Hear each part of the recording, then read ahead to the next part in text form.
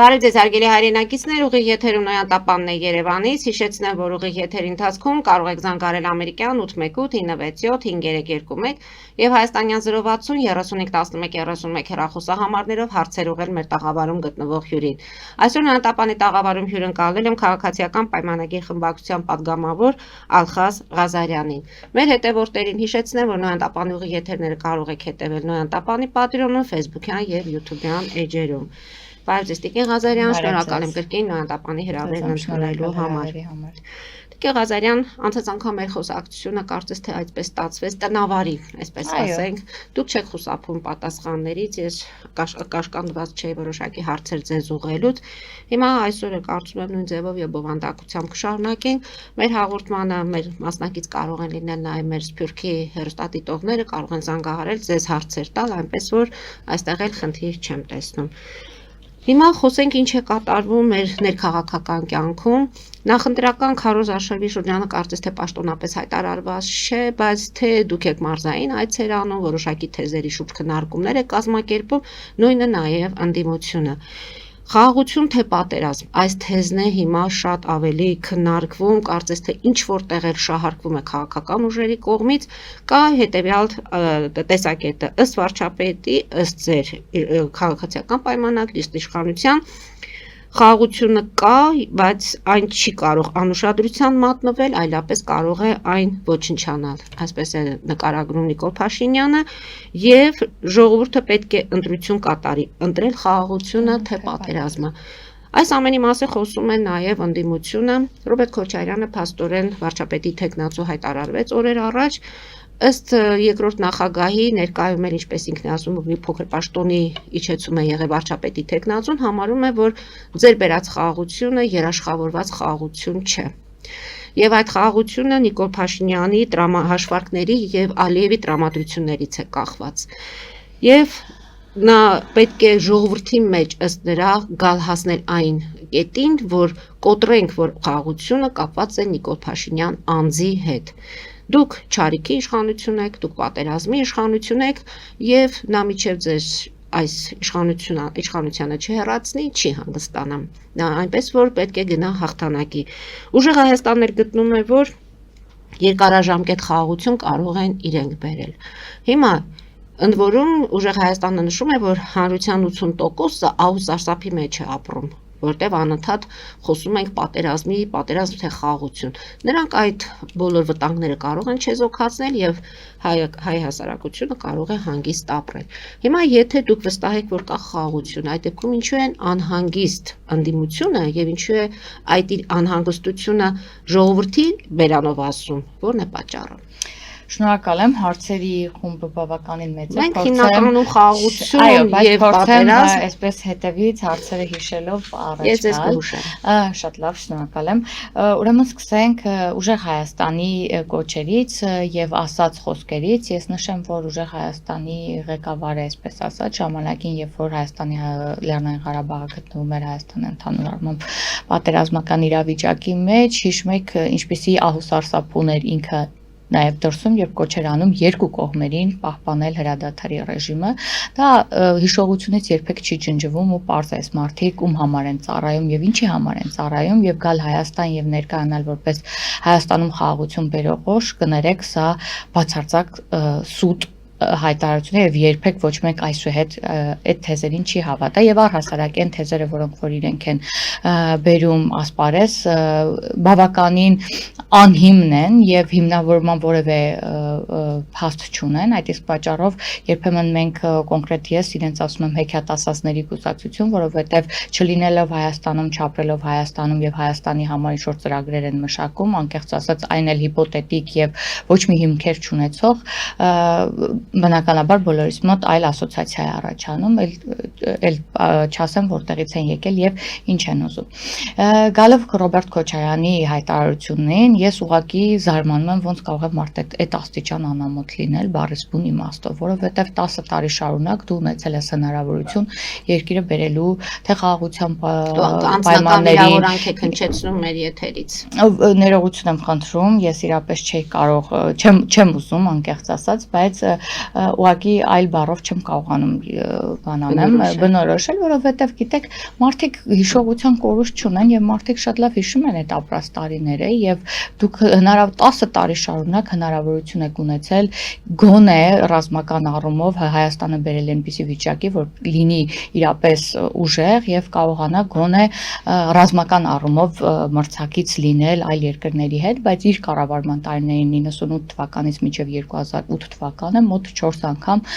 հարևան երկիրը ռազմական բալանսով մեծացել է մեր երկրի ռազմական բալանսից եւ դա եղել է հենց իր կառավարման տարիներին, երբ որ հենց 98 թվականին բալանսները հավասար են եղել։ Այս մասով այսպես ուստի խոսալ խաղաղության մասին բնականաբար այս պարագայում էլ հնարավոր չէր եւ պատկերացնել, որ իրենք կբերեն խաղաղություն, բնականաբար չես կարող, որովհետեւ ինչն էր իրենց պահում իշխանության հետ, հենց այդ պատերազմի այդ վտանգը անընդհատ քաղաքացիների գլխին կախած պահելը, որովհետեւ երբ որ անընդհատ բախեցնում ես ու դու ներկայանում ես, որ դու շատ լավ բանակցող ես, որովհետեւ եթե դու չլինես, ապա պատերազմ կլինի ու այդ միջոցով ընդհանուր առմամբ քո կարողությունները ավելացնել։ Ես հիշեցնում, որ ժամանակին Ռոբերտ Քոչարյանի ընտանեկան բյուջեն ավելի մեծ էր, քան Հայաստանի Հանրապետության բյուջեն, այսինքն ամբողջ ընթացքում աշխատել, որպեսզի ոչ թե երկիրը հարստացնել, թե տնտեսապես, թե ռազմական առումով, այլ հարստացնել սեփական ընտանեկան բյուջեն, կներեք, էլի մենք այդ ամեն ինչը տեսել ենք։ Եկեք իրենք են ապրել այդ տարիներին հաշվարկով։ Ու հիմա խաղաղությունը, երբ որ մենք արդեն նախաստորագրված պայմանագիր ունենք, երբ որ ունենք այսպես հավասարակշռման եւ հավասարակշռված այսպես հարաբերություններ արտաքին բոլոր գերազոր պետությունների հետ, ինչպես նաեւ բոլոր մեր աշխատում ենք նաեւ տարածաշրջանային հնարավոր բոլոր այսպես ասած բարիդրացիական հարաբերությունների հաստատմանը, բարեկամական երկրների հետ հարաբերությունների խորացմանը, երբ որ եկել ենք այդ հավասարակշիռ ուղիղ վիճակին, գալիս են ուժեր, որոնք ցանկանում են էլի հետ պատտեն այս առաջընթացի անիվը, որովհետև մենք տեսնում ենք նրանց հայտարարություններում ոչ մեկ կառուցողական եւ էսկիզը շարունակող ամեն ինչ փորձում են նորից վերաբանակցել, խաղաղության նախաստորագրված պայմանագիրը նորից վերաբանակցել, Թրիմպի ծրագիրը նորից վերաբանակցել, այս ամեն ինչը խոսում են նրանց մասին, որ բնավ այս ուժերը խաղաղություն չեն ուզում եւ բնականաբար եթե չկա խաղաղություն հաջորդ ալտերնատիվ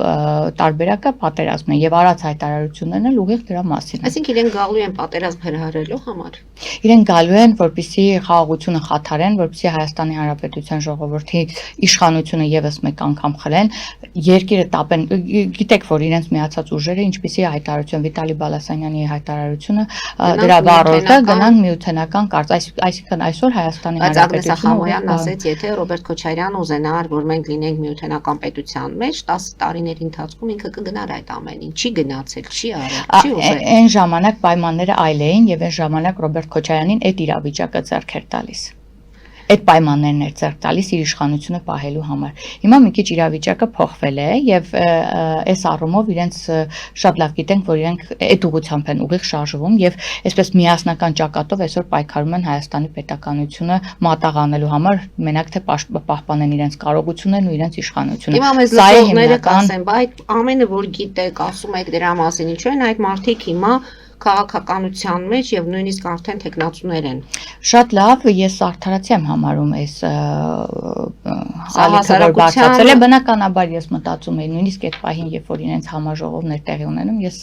կանխազգում էի, որ վաղը խոսակցությունները էլի այս մասին լինելու են, որովհետև տեսեք մենք ինչ ենք արել, մենք այս ընթացքում չենք գնացել այն ճանապարհով, որը որ իրենք էին ստեղծել, այսինքն արդարությունը ուզում ենք դնենք ինստիտուցիոնալ հիմքերի վրա եւ մենք թողնում ենք, որպեսզի մեր արդարադատությունը հասնի այն մակարդակին, որ փաստացի կարողանա այս մարդկանց այս ամբողջ մեղադրանքների, որոնք որ ժողովուրդն էլ գիտի, հաստատված հիմքերով լինի ներկայացված մեղադրանքը։ Տեսեք, ապօրինից ագում ունեցող գույքով անցնում է։ Գիտեք, ինստիտուտներ են աշխատում։ Մենք չէ, որ ես չեմ կոնկրետ այդ արդարադատություն իրականացնողը։ Ես նպաստել եմ, որպեսզի կայանան ինստիտուտները, գիտեք, կոռուպցիայի կանխարգելման հանձնաժողովի ստեղծումը, հակակոռուպցիոն ինստիտուտ, այդ ամբողջ ինստիտուտի ստեղծումը եղել է մեր ժամանակ, տեղյակ եղել են նաև ապօրինի ծագում ունեցող գույքի մասին օրենքի ընդունումը եւ այսօր գիտեք 200 միլիոն դոլարի կարգի փաստեր են ներկայացված հենց Ռոբերտ Քոչարյանի գործը քննվում Ռոբերտ Քոչարյանի մասով եւ այսպես շարունակ, բայց այս գործերը պետք է ընթացք ունեն, որը որ պետքա տեղի ունենա եւ թող լինի իրավական ճանապարհով։ Այսինքն երբևէ մենք չենք գնալու, որպեսզի խանգարենք կամ միջամտենք արդարադատության իրականացման։ Այդ իսկ պատճառով ես խնդրում եմ նաեւ մեր հայրենակիցներին, որպեսզի սա դիտարկեն, որ պետքա լինի իրավական ու ինստիտուտներ կայանան Հայաստանում, որովհետեւ Հայաստանի Հանրապետությունը պետքա լինի իրավական, ինստիտուցիոնալ կայացած ինստիտուտներով նորմալ պետություն, որպեսզի մենք այսպես կարողանանք հանգիստ խոսակցություններն էլ չէ, այս վերջում դրա մասին էին անվտանգության թեմայով եւ այլն, որ Իրանում պատերազմը դուք հանգիստ գնում եք մարզեր, որովհետեւ ինստիտուտները կայացել եւ վստահություն ունենք այդ մասով։ Պատասխան եք տալու Արցախը կորցնելու տղա 5000 ինչպես իրենք են ասում զոհերի համար, այնպես որ հենց այնպես ձեզ չեն հեռացնելու։ Դուք պետք է կանգնեք արդարադատության առաջ եւ պատասխան տաք ձեր ձախողված քաղաքականության եւ ժողովրդին այս վիճակը։ Գիտեք, ամենավիրավորական այս ամբողջ խոսույթի մեջ նա է, որ Արցախից եւ պատերազմից, խաղաղությունից խոսում են այն մարդիկ, ովքեր 7 պորտով արդեն իրենց երեխաներով այլ երկրի քաղաքացի են, զուտ իրենց անվտանգությունը ապահովելու համար եւ երբ խոսում են սա անելու, նա անելու, արժանապատիվ խաղաղություն, չգիտեմ, սա մերն է, նա մերն է եւ այլն այսպիսի հայտարարություններ, ուզում ես ասես ում երեխայի հաշվին ես փորձում պատերազմ հրահարել կամ պատերազմ պահել, երբ որ քո երեխան, քո թոռները մեկը Հայաստանի Հանրապետության քաղաքացիներ չեն ու դա բոլորը գիտեն։ Ընդ որում ձեր նշած տեխնացուներից մեկն էլ երկքաղաքացիություն ունի, այսպես ասած, եւ իրապես չի կարող վարչապետի տեխնացու լինել, առհասարակ պատգամավոր լինել նաև մենք այսօր էլ թղթերը բայց իրենք կգտնեն ձևաչափը եթե ստացվի պարտադիր ձևաչափը որովհետև ամեն երկր ունի իր կարգ ու կանոնը քաղաքացիությունից զրկելու կամ քաղաքացիություն շնորհելու եւ այն երկրների քաղաքացի որ ինքն է այդպես արագ քաղաքացիությունից չեն զրկվում կամ քաղաքացիություն ձեռք չեն բերում բայց ամենազավեշտալին այն է որ եթե ընտրվի հրաժարվի եթե չէ ուրեմն այստեղ տենց զբաղմունք է էլի բիզնեսի մի տեսակ է բայց Հայաստանի Հանրապետությունը փորձադաշ չի Տեսեք ամեն դեպքում դուք չեք համարում որ ուժեղ մրցակիցներ ունեք թեև ասում եք նախկիններ են նրանց ձայն չէ դա բայց պետք է ընդունել նաև փաստը որ ես մի բանի վրա եմ ասում ես հավաքական որպես մեր ժողովուրդը ամեն ինչ այնքան լավ զգում ու գնահատում է երբ որ ժամանակը գալիս է այ այսօր ժողովրդին է իշխանությունը Շատ վստահաբար կարող եմ ասել, քանի ընտրություն ենք ունեցել, ժողովուրդն է ընտրել իր առաջնորդին, լինի թիմ մակարդակում, լինի խորհրդարանական ընտրություններ, երկու արտահերթ ընտրություն ա եղել 18 թվականից հետո, ժողովուրդը ինքն է այսօր իշխանություն ձևավորողը, ես հավատում ու վստահում եմ մեր ժողովրդի հավաքական, այսպես գիտակցությանը, որովհետև ժողովուրդը երբեք չի սխալվում իրեն առաջնորդ ընտրելու։ Տեսեք Ռոբերտ Քոչարյանն է ոդքասթի ժամանակ ասեց, ես ապշեցի, երբ որ պատերազմ բերած իշխանությանը ժողովուրդը նորից վերընտրեց։ Այո, որովհետև ժողովուրդը ընտրեց, ինքը ապշած է, որ ընտրություններին որևէ մեկս երբևէ նույնիսկ ընդդիմությունը չկարողացավ դա բան անել, վիճարկել որևէ հարց ընտրությունների հետ կապված, որովհետև իրոք մենք տվել ենք ժողովրդին իշխանությունը եւ ժողովուրդը այսօր իրականացնում է իր իշխանությունը եւ իրոք ընտրում է եւ ես այս առումով ուզում եմ կոչ անել, որ մեր հայրենակիցները անպայման ընտրություններին մասնակցեն, իմ համար ցավ է տեսնել, որ նույնիսկ արդար ընտրությունների դեպքում մեր քաղաքացիների շատ քիչ տոկոսն են մասնակցում ընտրություններին եւ ես ուզում եմ որ մեր ժողովուրդը իրապես ընտրի ու պահանջատեր լինի ու իսկապես մասնակցի ծրագրերի կազմմանը, իսկապես քննադատություններն լինեն առողջ, որպեսզի կարողանանք բոլորս միասին մեր երկիրը կառուցենք։ Ուժեղ Հայաստանը գտնում է որ ժողովուրդը հուսահատորեն ուժեղ առաջնորդ է ուզում, իսկ Նիկոլ Փաշինյանը թույլ առաջնորդ է։ Այնպես որ պետք է ամեն ինչ անեն, որ այդ թույլ առաջնորդը չվերընտրվի։ Գիտեք, առհասարակ այդ ուժեղը եւ այդ բառակապակցությունը հնչեցնելուց այս ուժեղ բառը մի տեսակ քրեական ենթամշակույթի կարծես տեքստ ունեն, հա, ուժեղ թույլ, չգիտեմ, ինչ որ այսպես տղայական բաներ, չգիտեմ, ինչով են իրենք ուժեղը ինչպես են իրենք չափում, ես էլ եմ ասում, իմ խոսքի սկզբում ասացի ուժեղ տղայի արտահայտությունը պատերազմի օրերին։ Մենք հեռախոսազանգ ունենք, եթե պատրաստ եք, լսենք մեր հեռուստադիտողին։ Լսում ենք ձեզ, հարգելի հեռուստադիտող, խնդրում եմ հեռուստացույցի ձայնը իջեցրեք եւ մեզ հետ խոսեք բացառապես հեռախոսով։ Լսում ենք ձեզ, դուք եթերում եք։ Լսում ենք ձեզ։ ինչով են իրեն։ Արգելի հեռուստադիտող, իջեցրեք հեռուստացույցի ձայնը եւ մեզ հետ խոսեք հեռախոսով, որ կարողանանք լսել եւ ձեր հարցերին պատասխանել։ Մենք խոսեցինք ամեն դեպքում երկրորդ նախագահը եկել է հաղթելու եւ նա դրանով տարբերվում է իր այսպես ասած պատրաստակամությամբ եւ միջև վերջ գնալու մնացած վարչապետի թեկնածուներից մաշեցրել է մի խոսքով ինչպես ինքն էր խոստացել եւ պետք է լավ մենք հիմա զանգ ունենք զանգերը քանի որ շատ են լսենք հեռուստադիտողին ես իմ հարցը հետո ձեզ կտամ լսում ենք ձեզ դուք եթերում եք լսում ենք ձեզ հարգելի հեռուստադիտող մենք եթերում ենք Բարև ձեզ կինարի, մի փոքր շեղվել էի, այո, ձեր շատ թեմայի շյուրի ներկայությամբ։ Բարև ձեզ Տիկին Ղազարյան, ողջունում եմ ձեզ հեռավոր Գլենդելից, ուրախ եմ ձեզ տեսնել նույն տապանի եթերում։ Տիկին Ղազարյան, դուք ասում եք պետք է կայանան ինստիտուտներ, դուք այնպես եք խոսում, կարծեք թե 8 տարի իշխանությունը չի եղել ձեր ուժի ներքո, մենք պետք է արդեն ունեցած լինենք այդ ինստիտուտները, բայց այստեղ մեկ այլ հարց է կարևոր, ձեր հիմնական հակառակորդը Ռոբերտ Քոչյանը չէ, վերջին հարցումներով նա շատ քիչ տոկոս ունի, Սամվել Կարապետյանը համարյա 10%-ի հասած, դուք որ 8 տարի եք եղել, արդեն 29%, նրանք արդեն 10% են, ասացեք խնդրեմ, եթե իսկապես այդքան վտանգ է Հայաստանի համար, Սամվել Կարապետյանը, եթե մատաղ է անելու, ենթադրաբար նկատի ունեմ Ռուսաստանին, ինչու չեք հետևում Մոլդովայի օրինակը եւ ինչու չեք արգելում այդ կուսակցությանը, եթե նրանք ուրիշ օտար երկրի գործակալել են կամ նրանց կատարողը, ձեզ Եվրոպան տվել է փողեր այդ կուսակցությունների դեմ հիբրիդային պատերազմի դեմ պայքարելու, բայց դեռ գործում է այդ կուսակցությունը, կարող է պատահել շատերիս մոտ կասկած է, որ Փաշինյանին, ձեր վարչապետին, ձեռնտու է նման ընդդիմություն ունենալ իր քաղաքական նպատակների համար, այլապես ինչու չեք արգելում այդ վտանգավոր շատ կուսակցությունը, շնորհակալություն։ Մենք էլ ենք շնորհակալ, Տիկին Ղազարյան, Շնորհակալ եմ, հարցը լսեցի։ Կարճատև գովազդային դադարի, որից հետո կպատասխանենք այս հարցին։ Հարգելի հայրենակիցներ, գովազդներ եթերում, որից հետո կվերադառնանք տաղավար եւ կշարունակենք։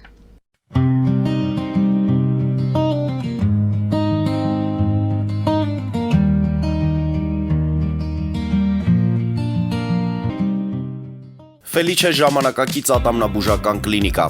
Այստեղ հարմարավետությունն ու խնամքն առաջնային են։ Այստեղ կիրառվում են ատամնաբուժական ամենաժամանակակից տեխնոլոգիաներ, ճշգրիտ ախտորոշում, արդյունավետ բուժում, նուրբ փորձառություն եւ անհատական մոտեցում։ Սկսած սովորական մանրուքներից մինչև առաջադեմ ընթացակարգեր, այստեղ դուք գտնվում եք բարձր որակավորում ունեցող եւ փորձառու ատամնաբուժական մասնագետների ձեռքերում։ Մեր բարեկամական եւ հյուրընկալ անձնակազմն այստեղ է յուրաքանչյուր այցը հաճելի դարձնելու համար։ Ֆելիչե, ձեր առողջ եւ ամենաերջանիկ շպիտը սկսվում է այստեղից։ Եկեք եւ բացահայտեք նորարարության փորձագիտության եւ կարեկցանքի կատարյալ համադրությունը։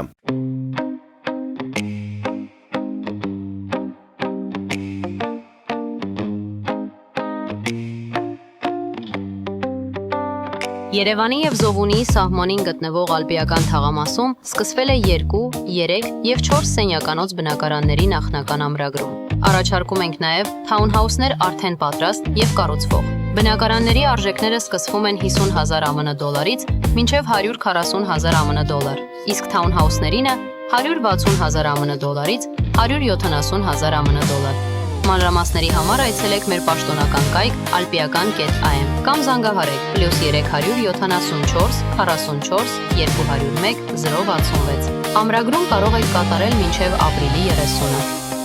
Ալպիական թաղամաս, ձեր նոր տունը հայրենիքում։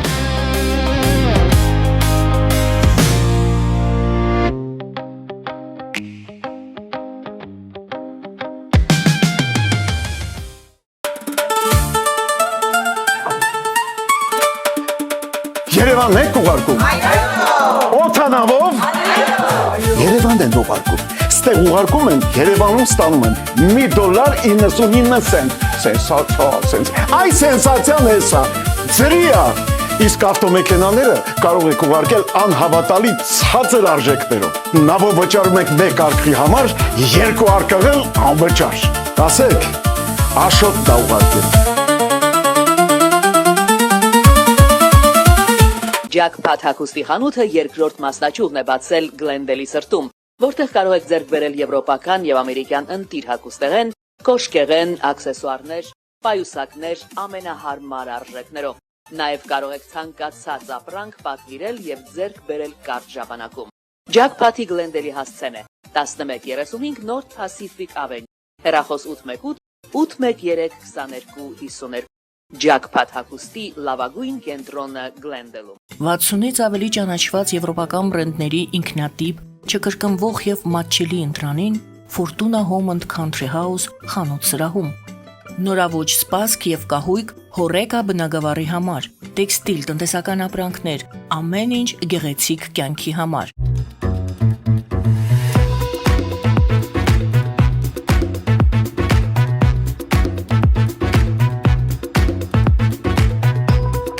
Արարատ ռեստորան, ընտանեկան եւ ընկերական ժամանցի լավագույն հասցե, սիրված արտիստներ, հյուրընկալ մթնոլորտ, հարուստ ճաշացան, անմահական խորտիկներ։ Արարատ ռեստորան, հասցեն անփոփոխ, սիրով սպասում ենք ձեզ։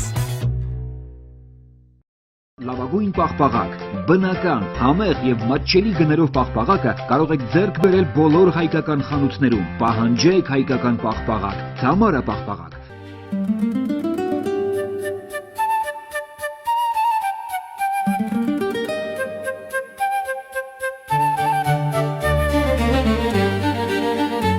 Նոյան տապան տպարան, Նոյան տապան հրատարակչություն, շարվածքից մինչև տպագրում, զանգահարեք, գրեք, այցելեք, միասին պատրաստենք ձեր գիրքը, ամսագիրը կամ թերթը, որտեղ նշվելու է, տպագրված է Նոյան տապանում։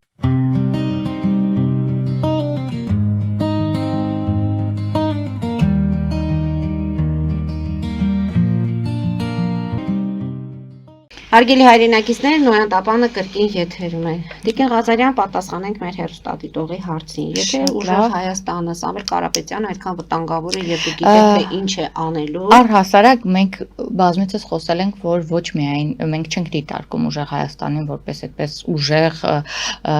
մրցակից եւ առհասարակ ճիշտ է հարցումներին վստահություն, հարցումներ, բայց միշտ ընտրության արդյունքները վերջնարդյունքը միշտ տարբեր լինում ցանկացած ամենաարդարացի հարցումներից։ Ես այս մասով ուզում եմ ասեմ վստահել հարցումներին կարող ենք, բայց միշտ տեսնում ենք տարբեր արդյունք ընտրությունների հարցում։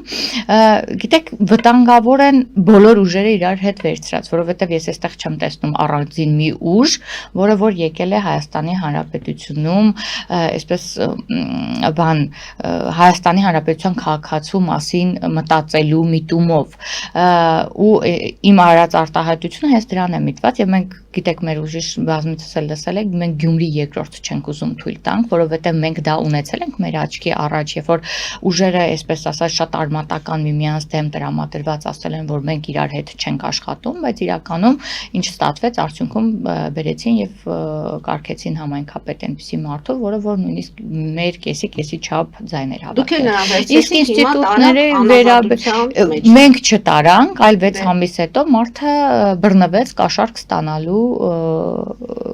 կաշառքի մասին խոսելու եւ կաշառք ստանալու այդ գործունեության ընթացքում քաղաքնալսման արդյունքում, որ կասկածնել էր հայուցը, դե իրավապահ մարմինները աշխատել են։ Հիմա այս նույն բանի մասին ենք խոսում, ինչ որ ասացի, ինստիտուտների կայացման։ Մենք ասացինք մենք բավականին նոր ինստիտուտներ ենք նույնիսկ հիմնել, մենք իսկապես եթե Հայաստանի Հանրապետություն իհարկե բավարար է եղել եւ իհարկե կայանում են այդպես։ Մենք այսօր ապօրինի ծագում ունեցող գույքի առումով բավականին շատ հետ բերած գումարներ ունենք։ Համարյա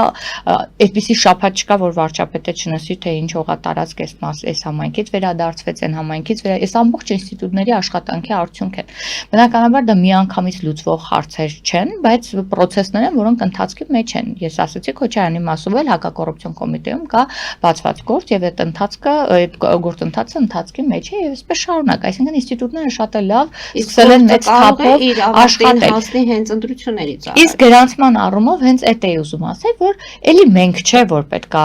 հրամայենք այս կուսակցությունը կամ ասենք որոշենք այս կուսակցությունը, ել եմ ասում Հայաստանի Հանրապետության քաղաքացիների այդ մտածելակերպից պետքա դուրս գա։ Ես որպես օրենսդիր մարմին, ես իմ գործառույթն եմ իրականացնում եւ ես պարտավոր եմ իմ մանդատի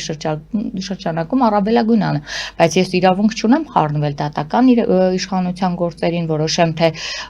ով ինչ է արել կամ ում ինչպես պատժել կամ ում որտեղ տանել կամ այսինքն այս մտածելակերպը նույնիսկ մեր մեջից պետք է արմատախիլ անենք, որպեսզի ինստիտուտները ինքնուրույն կարողանան կայանալ։ Մոլդովական սցենարը ինչու չենք օգտագործում կամ Գիտեք, հիբրիդային գրողների վերաբերյալ բնականաբար իրավապահ համակարգ աշխատում է, հակակոռուպցիոն կոմիտեն անցած քարոզիային կոմիտեի նախագահան զեկույց ներկայացրեց, որի մասին ես ինքս էլ խոսեցի, որ այո, այս ընտրական process-ների շրջանում նախընտրական այս ընտրակաշարքների եւ այլն նույնիսկ որոնք լատենտային բնույթ են կրում, դրսևորումներ մենք լսում ենք, ինչ գործընթացներ, ինչ գործողություններ են իրականացնում, վստահեցրեցին, որ զգոն են այդ մասով ուշադրության կենտրոնում են, իհարկե Եվրոպական միությունն էլ այո փորձեց օգնություն է ցուցաբերում, որպեսզի կարողանանք դիմակայել հիբրիդային գրողներին։ Ես ուզում եմ ասեմ, որ հիբրիդային գրողները էդ էլ ժամանակի այսպես զարգացման զուգահեռ եկող նորություններ են, որոնք մեր համար են նոր բնականաբար եւ իհարկե մեր Եվրոպա համակարգները այս մասով զգոն են եւ ամեն ինչ անելու են, որպեսզի կարողանան դիմակայել։ Հարություն այն կարծիքին է, որ Նիկոլ Փաշինյանին ձեռ է տալիս նման ընդդիմությունը։ Ես միշտ եմ ասել, Ռոբերտ Քոչարյանը, քանի դեռ կան հիմա Գագիկ Ծառուկյան եւ այլն, այսինքն միտումնավոր մեկը մյուսին պահելով նորից գալիս է։ Չի ասի, որովհետեւ գիտեք, այնքան անկեղծ ասած ես որպես օրենսդիրում աշխատող, այսպես ասած պատգամավոր, դուք չեք միջամտում, բայց հիշում եք, որ վարչապետը հայտարարեց, որ ովքեր այսօր այդ խելոք չմնան, կգցի ԱԱԾ-ի պատվալները։ Այդ հայտարարությունը արեց ազգային ժողովի ամբիոնից։ Թող ինստիտուտները աշխատեն, բայց քանի անգամ էլ վարչապետն է ասել, որ մենք չենք խառնվում, մենք զանգովի արդարադատությունից պետքա իսպառ հրաժարվենք, նույնիսկ այդ մտածելակերպից պետքա հրաժարվենք։ Բայց հասարակությունը այն կարծիքին է, որ ընտրովի արդարադատությունը Նիկոլ Փաշինյանի իշխանության։ Դե ես կարծում եմ ժամանակ է պետք, որ հասարակությունը հասկանա, թե ինչպես են առանձին ինստիտուտները աշխատում։ Իսկ հիմա ձեռնտու լինելու տարբերակով։ Ձեռնտու լինելու, իհարկե ձեռնտու չէ։ Գիտեք, ես հիմա ինչև ես ավելի հանգիստ խոսում, որովհետև ընդդիմության արած քայլերը ավելի շատ իրենց հակասող քայլեր են, քան իրենց օգուտ բերող քայլեր են, եւ ես ինչու եմ ասում, որ ես հավատում եմ, որ ժողովուրդը այդ ամեն ինչը շատ կարճ հիշողություն ունի ժողովուրդը եւ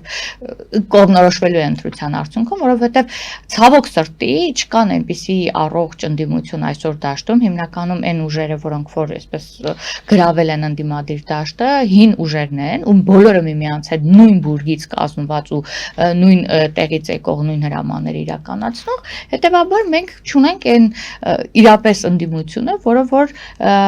կպայքարի հանուն ժողովրդի ու կպայքարենք նույն դաշտում ժողովուրդը ում ընտրի։ Այս է խնդրեմը եւ ես որպես օրենսդիր եմ ասում, օրինակ խորհրդարանում էլ կուզենայինք ունենայինք այնպիսի լավ ընդդիմություն, որ գար ու ցանկացած նախագծի շուրջ կարողանայինք առողջ քննարկում իրականացնել, նախագծեր ընդունել իշահ Հայաստանի Հանրապետության քաղաքացու, բայց մենք 4 տարի շատ վատ իրավիճակ էր ստեղծում, որովհետեւ բերում էինք նախագծեր, մենք կառավարությունը մենք ընդունում էինք, մենք մեզ քննադատում էինք ավելի շատ, եթե նախագծերում խնդիր էինք տեսնում, բայց ընդդիմությունը ինչով էր զբաղված, դա թող արդեն ժողովուրդը այս ընթացքում գնահատի։ Փորձեցին ամեն կերպով իշխանապահություն անել, տեսան, որ ժողովուրդը ոչ մի պարագայում իրենց կողքը չկանգնեց, աջակցություն չցուցաբերել ու այսօր ամբիոնից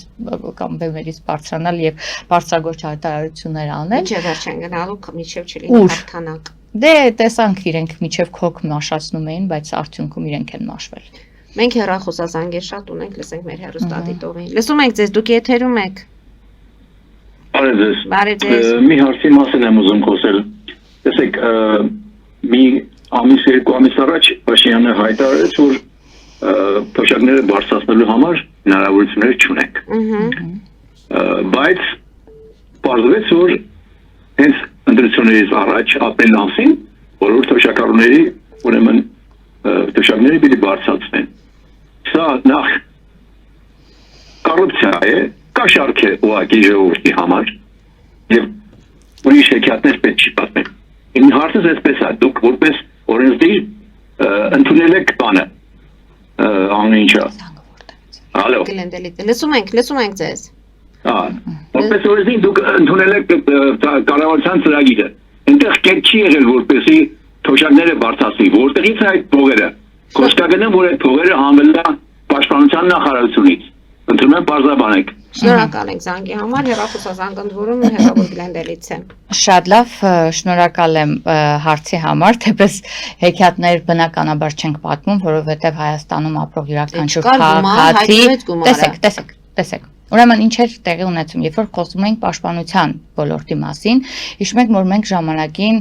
պաշտպանության անվտանգային հարցերը մեր առաջնային այսպես ռազմավարական գործընթացներ են եւ մենք այդ ընթացքում լծվեցինք, որպեսզի մեր անվտանգային համակարգը, պաշտպանությունը եւ այլն արդիականացնենք, ինչպիսի բարեփոխումներ, ինչպիսի ամրաշինական աշխատանքներ, ինչեր ենք ունենք եւ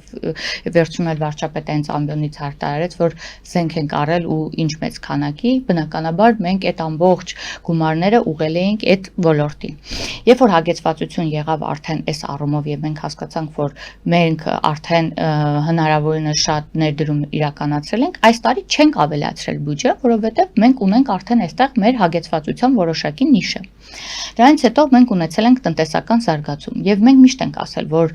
ինչքան էլ նույնիսկ վարչապետը այս այցերի ընթացքում էլ մարզերում նշեց, որ մենք գնաճին զուգահեռ պետք է դիտարկենք այնպիսի մի համակարգ, որ կարողանանք թոշակների բարձրացում իրականացնենք գնաճին զուգահեռ։ Եվ այս առումով էլ մենք ընդամենը 1 ամիս առաջ իդեպ թոշակների բարձրացման որ գումար չկար, այո, որովհետեւ գումարը ծախսվում էր այլ ուղղությունների զարգացման ուղղությամբ։ Տեսեք, մենք եթե մեր ծրագրում նշել ենք, որ առողջության համընդհանուր ապահովագրության համակարգը ներդնելու ենք, մենք դրեցինք այդ համակարգը 2 ամիս անցավ, մենք հասկացանք, որ մենք կարողանում ենք մեր բյուջեով սպասարկել այս համակարգի ամբողջ գումարները, հետեւաբար մենք հասկացանք, որ բյուջեում կա էլի գումար։ Բացի դա գրանցվեց, որ 2025 թվականի ընթացքում մենք ունենք բավականին մեծ տնտեսական աճ 7.2%, որը փող դա նշանակում է, որ բյուջեում արդեն կա գումար, որը որ մենք կարող ենք տրամադրել մեր քաղաքացիներին։ Եվ մենք միշտ ենք խոսել, որ մենք ամեն ինչ անելու ենք, որպեսզի թոշակների բարձրացում ունենանք։ Եվ գուցե արտերկրում ապրող մեր հայրենակիցները այդ ընթացքը չեն զգացել, բայց մենք անուղղակի եղանակով մենակ անցյալ տարի 2 անգամ թոշակ ենք բարձրացրել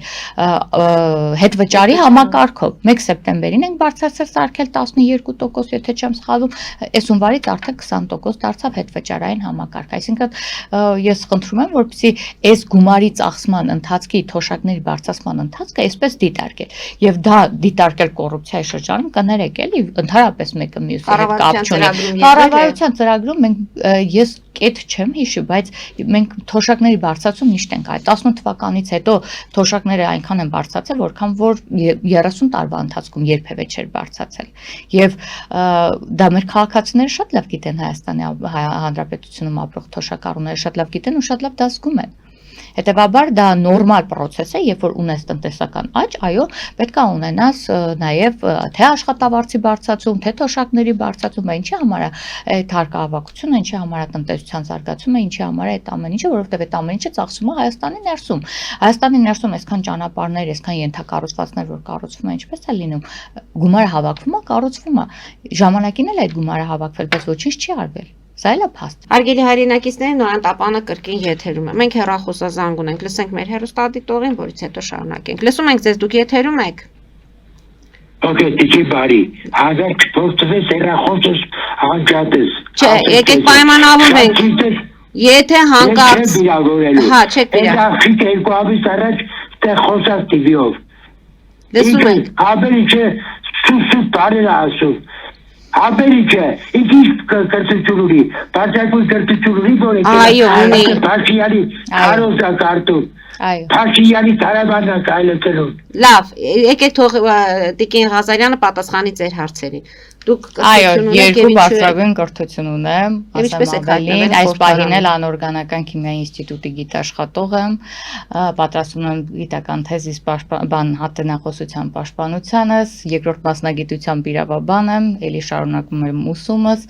այո, ես ունեմ բարձրագույն կրթություն, հատուկ падգամավորի մանդատի ստանալուց հետո նաև սովորել եմ իրավաբանություն, այնպես որ այդ առումով հստակ կարող եք ասել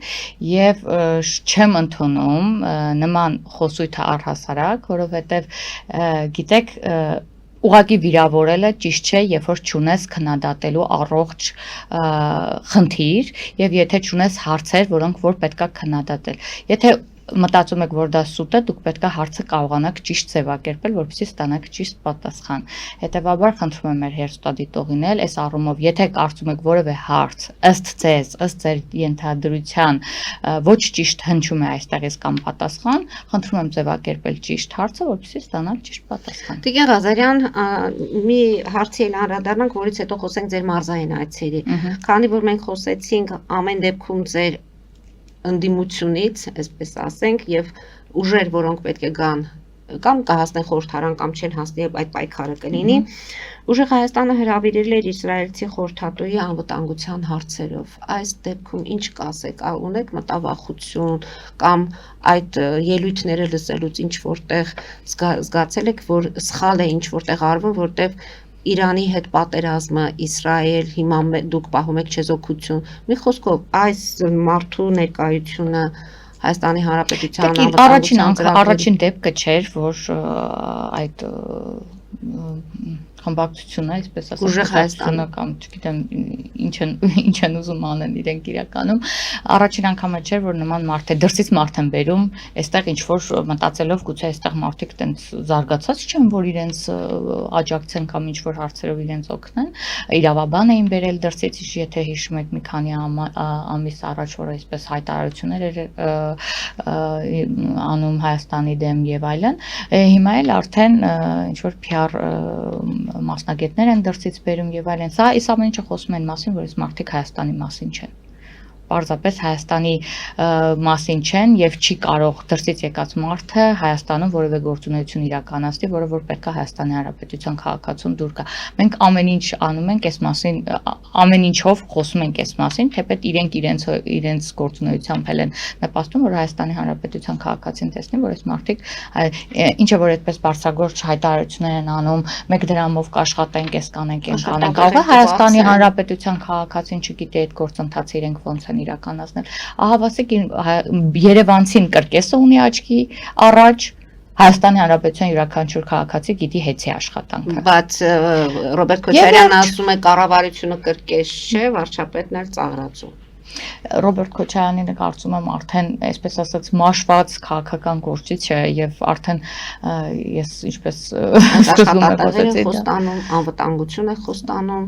անվճար կրթություն։ Մինչև իրենք խոստանում են, մենք դա իրականացնում ենք։ Գլխում է եւ ոչ թե աղքատե ժողովուրդ։ Դե տեսեք, վիրավորական, ընդհանրապես վիրավորական արտահայտություն է, որովհետեւ փաստացի հողի վրա ոչինչ չեն կարող համադրել այն ժամանակաշրջան ու այս ժամանակաշրջանի Հայաստանի Հանրապետության քաղաքացու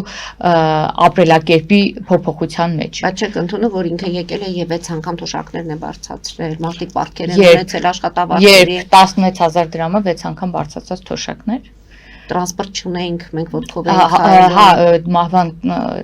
գազելները բան էին, տրանսպորտներ Հայաստանի Հանրապետությունում։ Ախր որակական այնպիսի փոփոխություններ են տեղի ունեցել, որ նույնիսկ հիշել է մղձավանջի հիշողությունը ավելի շատ, թե ինչ պայմաններում ենք ես որպես ուսանող, ինչպես եմ գնացել հիշողությունը ուզում մեր պատմական հիշողությունը ջնջել։ Ամեն ինչ իրականում նման բան չկա, գիտեք, հիշողությունը պահպանելու համար։ Պատմական հիշողությունը ոչ մեկ չի կարող ջնջել, որևէ տեղից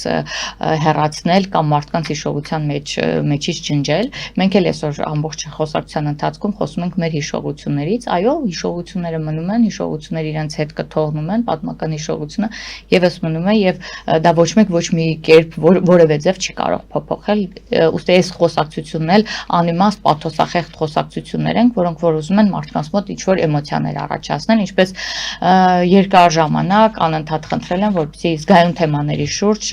չփորձեն մարդկան մանիպուլացնել, ինչը հիմնական իրենց զենքն է եղել այս ամբողջ ընթացքում։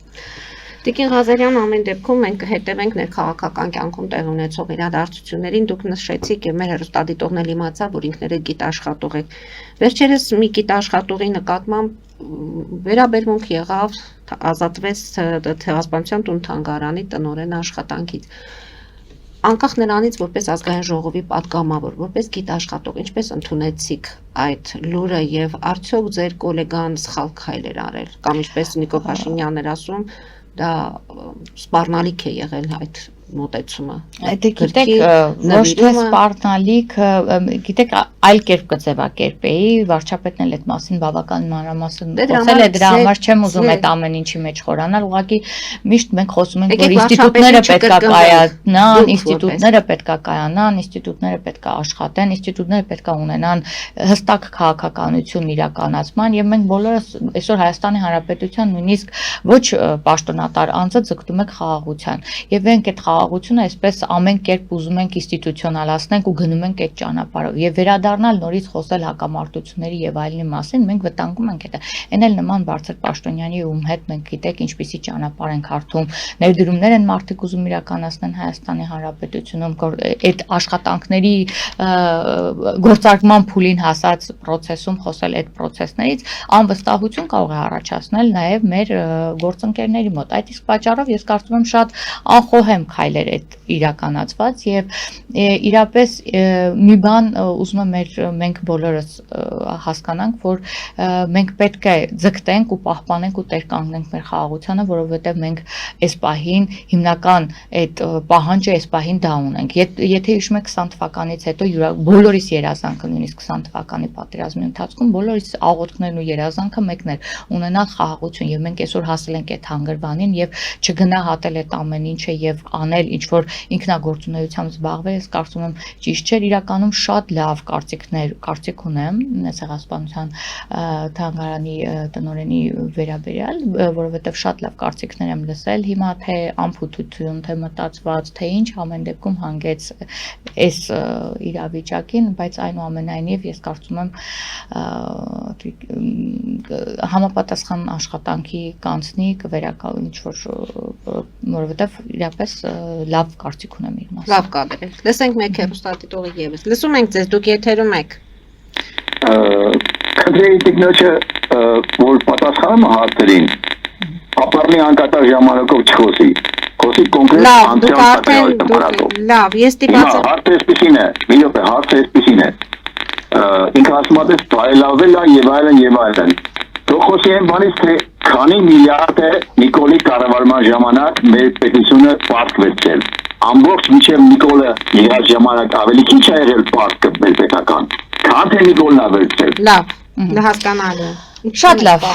Էլի պետքա խնդրեմ մեր քաղաքացիներին չփորձեն կոռեկտ լինել, որովհետև ես Ղազարյան պատասխանենք Կարճատև Գովազդային դադարից հետո հարգելի հայրենակիցներ նոյանտապանը կրկին եթերում է։ Տիկին Ղազարյան որտեղից արտաքին պարտքի վերաբերյալ խոսք գնաց, արտաքին պարտքի վերաբերյալ գիտեք այնքան թափանցիկ ենք աշխատում, որ երբևէ խնդիր չենք ունենա ասելու թե կոնկրետ պարտքը Հայաստանում որ ավելացել է, ինչի վրա է ծախսվել եւ ինչքան է ծախսվել եւ հենց վարչապետը էլի պետք է հղում անեմ, հենց ազգային ժողովի ամբիոնին ուղիղ ասեց, զենք ենք առել ու շատ ենք առել, որովհետև դրա պահանջը ունենք, որովհետև չենք ունեցել։ Սա է հիմնականը, որի վրա ծախսվել է եւ ես ուզում եմ խնդրել մեր հայրենակիցներին, եթե արտերկրում են ապրում, անպայման ժամանակ գտնել Հայաստան գալ եւ անպայման տեսնել թե ինչ բարեփոխումներ է տեղի ունեցել պաշտպանության ոլորտում, ինչ բարեփոխումներ են տեղի ունեցել մեր յուրաքանչյուր սահմանամերձ համայնքում ու գյուղում, յուրաքանչյուր անկյունում Հայաստանի Հանրապետության եւ վստահաբար այլևս իրենց մոտ այդ հարցերը չեն առաջանա եւ բացի դա էլ ամեն ինչը վերաբերվում է ֆինանսական գործընթացներին, ամեն ինչ այնքան թափանցիկ է, բոլորս ունենք մեր հայտարարագրերը, բոլորս գիտենք, որ գումարը որտեղ է ծախսվում, անձնական մակարդակից սկսած մինչև պետական ծախսեր, այնպես որ թաքցնելու ոչինչ չունենք որևէ մեկից ու որևէ մեր հայրենակցից, թե պետական պարտքը ինչքան է ավելացել ու ինչի վրա է ծախսվել ու ինչքան է ծախսվել։ Պարգևավճարներ եք շուշոտ ստանում, Տիկին։ Պարգևավճար չէ, մենք խոսեցինք թոշակների ավելացումից, ինչպես նաև աշխատավարձների ավելացումից, ես ուզում եմ այս մասով անպայման խոսել, որովհետև այո պետք է ընդունենք, որ պետական համակարգում աշխատանքը գրավիչ չէ, որովհետև աշխատավարձերը շատ ցածր են եւ մենք գնում ենք այն ճանապարհով, որ պետական համակարգի վարձերն էլ լինեն այնպեսին, որպեսզի մարդիկ կան եւ աշխատեն պետական համակարգում, այլ ոչ թե աշխատանք ընտրելուց ընտրեն մասնավորը, որովհետեւ փաստացի այսօր ունենք այն վիճակը, որ մասնավոր ընկերություններում շատ ավելի գրավիչ է զուտ աշխատավարձը, որ այդ իսկ պատճառով լավագույն մասնագետները ձգտում են հիմնականում աշխատել մասնավորում։ Մենք ուզում ենք բերենք այնպիսի մակարդակի, որպեսզի պետական համակարգում աշխատանքը լինի շատ գրավիչ ու գնալու ենք այդ ճանապարհով։ Դա բերում է նաև ընդհանուր ժողովրդի բարեկեցության ավելացման, որովհետև պետական համակարգերը, երբ որ շատ լավ են աշխատում, բնականաբար բնակչի հոգսն է թեթևանում այս առումով, եւ շատ լավ է, որ լինի համապատասխան նույնիսկ բարձր աշխատավարձ, որովհետև գիտեք, ամեն աշխատավարձի բարձրացումն է լինում է վերապատասխան ատեստավորման կատարողականի հիմքով, այսինքն չի լինում հենց այնպես ուղղակի դու աշխատող ես եւ ստանում ես բարձր աշխատավարձ, ոչ, հիմնականում այդ բարձրացումը, որը որ իրենք ընդդիմադիր ամբողջ դարձը լրատվականները ձևակերպեցին որպես պարգևավճար, դա աշխատավարձի ավելացում էր կատարողականի հիմքով։ Սա ուզում եմ այսպես հիմնավոր բոլորս ընդունենք ու հասկանանք ու գնալու ենք այս ճանապարհով, որ պետական պաշտոնյան, ով պետք է ունենա լավ կատարողական, ստանա նաև լավ աշխատավարձ։ Տիկին Ղազարյան, ինչպես ասացիք, պետական եւ մասնավոր ընկերությունների մասին է խոսքը, մասնավոր ընկերությունների աշխատողներն էլ են ուզում լավ աշխատավարձ ստանալ, բայց դուք այնպեսի հարկային քաղաքականություն եք վարում, միջին բիզնեսը, փոքր բիզնեսը, մանր բիզնեսը, որ մարդիկ չեն կարողանում այդ բիզնեսները պահել եւ այդ ձեր ասած դուք ուզում եք լավ աշխատավարձ ստանալ պետական ապարատում, մասնավոր ընկերություններում այդ աշխատավարձները շատ դժվար են վճարվում եւ շատ դժվար են բարձրացվում։ Ինչպես անել, որ այդ համամասնությունը, այսինքն միայն պետական կառույցներում աշխատողները արժանապատիվ աշխատավարձ չստանան, այլ նաեւ դեռ չեն ստանում, ճիշտն ասած, շատ ցածր է պետական համակարգում աշխատողների աշխատավարձը, անկեղծ ասած։ Նկատում եմ աշխատաշուկան, աշխատավարձների վճարումը, այս ամենը պետք չէ ինչ որտեղ։ Գիտեք, մենք տարբեր ոլորտներում այսպես հնարավորինս փորձել ենք աշխատավարձների բարձրացում իրականացնել, դուք խոսում եք միջին աշխատավարձը 200 քանի հազարից, մենք աշխատատեղեր կան, որ մաքրուհու աշխատավարձը գնահատվում է 65000 դրամ։ Ես ասում եմ պետական համակարգում, էլի պետք է նշեմ, աշխատավարձները շատ ցածր են ու շատ կարևոր օղակներում նույնիսկ շատ ցածր են եւ պետք է կարողանանք ընդհանուր, այո, դիտարկենք աշխատավարձների, ես ասում եմ ոլորտ մենք փորձել ենք բարձրացնել, որպեսզի կարողանանք նորմալ աշխատանք ապահովենք, նորմալ մասնագետներ ներգրավենք, օրինակ դատաիրավական համակարգում գրեթե բոլոր ոլորտներում աշխատավարձի բարձրացումներ եղել են։ Ես որպես պետաիրավական հարցերի հանձնաժողովի անդամ կարող եմ ասել, այդ նախագծերը մեր մոտով են անցել, որպեսզի կարողանան անկաշկանդ, առանց որևէ այլ եկամուտի դիտարկելու կարողանան իրենց աշխատանքը անաչառ իրականացնել, բայց ոլորտներ ունենք, այո, որ ցածր է ու պետական համակարգի ծառայողների աշխատավարձը շատ ցածր է, ինչի ուղղությամբ աշխատում ենք։ Իսկ վերաբերվում է մասնավորին, դուք ասացիք հարկային համակարգը, դուք գիտեք, որ մենք գնում ենք այն քաղաքականության հետևից, որ ընդհանուր ունենանք մեկ հարկային համակարգ Հայաստանի Հանրապետությունում, սա է իրականում իրականացվում եւ եթե փոքր եւ միջին բիզնեսը ցանկություն ունի ընդլայնել իր այսպես գործունեությունը, գիտեք, որ նաեւ հարկային համակարգում, եթե ճիշտ թղթաշրջանառությունը, փաստաթղթաշրջանառությունը իրականացնում է, ապա իր հարկային այդ տոկոսը էլի այդ արդյունքում նվազում է, այնպես որ հնարավորություններ կան, ուղղակի աղմուկը այսպես շատ բարձր է, բայց իրականում բոլորն էլ այս ընթացքում կարողացել են հարմարվել եւ աշխատել։ Կան փոքր էլի տեխնիկական գուցե դժվարություններ, բայց փորձում ենք միմյանց հետ աշխատելու կարողանանք այդ խնդիրներն էլ հարթել։ Եվ երկու հարց ունեմ ձեզ, ես ձեզ անցած անգամ հաղորդման ժամանակ երկու նամակ փոխանցեցի եւ առողջապահության նախարարության հետ էր կապված մեկը եւ արդարադատության։ Առողջապահության նախարարության հետ կապված շաքարային դիաբետիկով 18-ից բարձր երեխաների մասին էր խոսքը, մինչեւ 28 տարեկան։ Հիմա ասեմ, որ պատասխանը ծնողներին, ինչ որ դուք եք ներկայացրել, այդ մի պատասխանը ստացել էր ծնողը, եւս չի բավարարում ծնողին, որտեղ գտնում է, որ ներքին օղակներում արդար չեն աշխատում։ Այնպես որ Այսինքն բարեփոխումներ կան, բայց ներքին օղակներում ճիշտ չեն աշխատում, քանի որ այդ թղթաբանությունը, այդ քաշքշուկը ի վնաս երեխայի առողջությանը եւ ասեմ, որ Տիկին Ղազարյան մենք փորձեցինք որոշակի ձևով ծնողի եւ նախարարի հետ հանդիպում թեկուզ կազմակերպել, գուցե նախարարը պետք է առաջին դեմքից լսի այն խնդիրները, որը եւ բոլոր օղակներով իսկ արդյոք համընդհանուր ապահովագրության համակարգի ներդրման արդյունքում 28-ից որևէ բան չի դեռ չի փոխվել։ փոխվում։ Շատ լավ, եթե հարց կլինի, կփորձեմ Այնպես որ խնդրեմ նախարարին հանդիպում ունենան, հենց քննարկումներ ունենան, գուցե ծնողներին լսի։ Եվ երկրորդը Ռուզանա Դանալյանի ուղարկած նամակն էր, որը ես փոխանցեցի 10 տարի արդեն Ես դա այդ նամակը ընդունեցի գիտություն, ճիշտն ասած, բայց փորձեցի նաև որոշակի տեղեկատվություն իմանալ, դեռ լիրավ տեղեկությանը չեմ տիրապետում, այդ պատճառով հիմա չեմ կարող այդ հարցին պատասխանել, բայց իմ ուշադրության կենտրոնում։ Շնորհակալություն ամեն դեպքում այդ ամենի համար, որ ընդառաջում եք։ Եվ 2 րոպե ժամանակ ունենք Մարզային այցերը ինչ են ցույց տալիս։ Պետք է անկեղծ լինեմ, շատ ոգևորված եմ եկել Սյունիքի մարզից։ Իհարկե բոլոր մարզերում, բոլոր համայնքներում, գիտեք, ընդհանուր առմամբ նախ նշեմ, որ սա մեր ներքին երկրորդ փուլի ընտրության քարոզարշավն է եւ մենք գնում ենք ուղիղ մեր կուսակցականների հետ հանդիպման երեկոյան եւ ելույթները ես ինքս իմ ամեն համայնքում ելույթս տեղադրում եմ իմ Facebook-յան էջում։ Եվ այդ ընթացքում, երբ որ տեսնում ենք մարդիկ հավաքված ավտոբուսը կանգնեցնում ենք եւ իջնում ենք մարդկանց հետ շփվելու։ Շատ պատահական մարդիկ բացարձակապես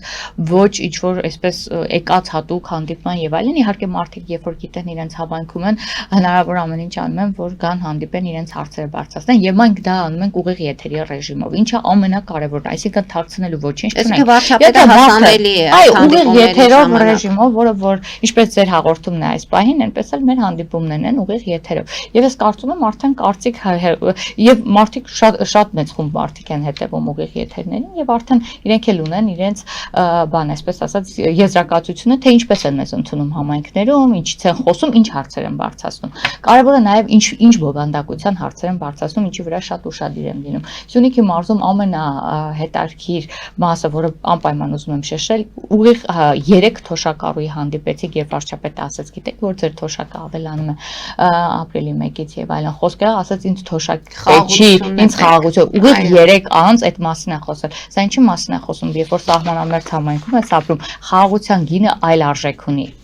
Իսկապես սա շատ ոգևորող էր եւ շատ հետաքրքիր էր ու մարդիկ հենց այդ խաղաղությունը մեր մեջ էին տեսնում, ինչը շատ ոգևորող էր։ Շնորհակալություն Տիկին Ղազարյան, մեր ժամանակը ավարտվեց այսօրվա հաղորդման համար, կարծում եմ կլինի շարունակական, ինչեւ ընտրությունները առիթ կունենանք այս տաղավարից եւ խոսել մեր հերոստատիտողի հետ եւ հարցերին պատասխանել։ Շնորհակալություն եւս մեկ անգամ։ Հարգելի հայրենակիցներ, այսօր այսքանով ավարտում ենք, հետեւեք զարգացումներին, մնացեք խաղաղությամբ։